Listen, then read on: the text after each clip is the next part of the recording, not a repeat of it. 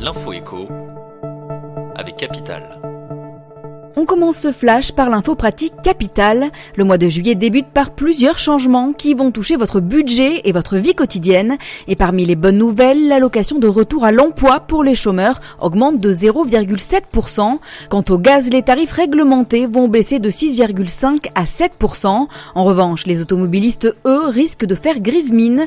Le contrôle technique se durcit pour les véhicules diesel et de nouvelles interdictions excluent les véhicules les plus polluants du Grand Paris. Retrouvez le détail de ce qui change au 1er juillet sur notre site. On passe aux chiffres du jour. 26,5%, c'est la part des biens immobiliers acquis dans une logique de placement au premier semestre 2019. C'est donc une augmentation de 31,8% par rapport à l'an dernier. Si les Français investissent majoritairement pour acquérir leur résidence principale, cela représente 66% des transactions. Ils sont de plus en plus nombreux à acheter pour louer. Entre inquiétudes sur le niveau de leur future pension de retraite et les faibles rendements servis par les placements boursiers, l'investissement locatif devient peu à peu la valeur refuge des ménages.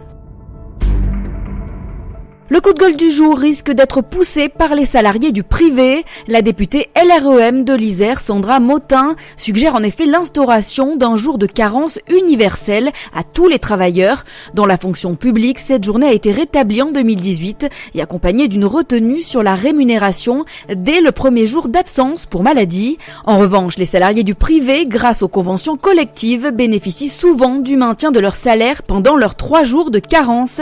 Avec cette proposition, la députée souhaite instaurer une égalité de traitement pour tous les travailleurs et ainsi contrer les petites absences d'1 ou 2 journées dans le secteur privé.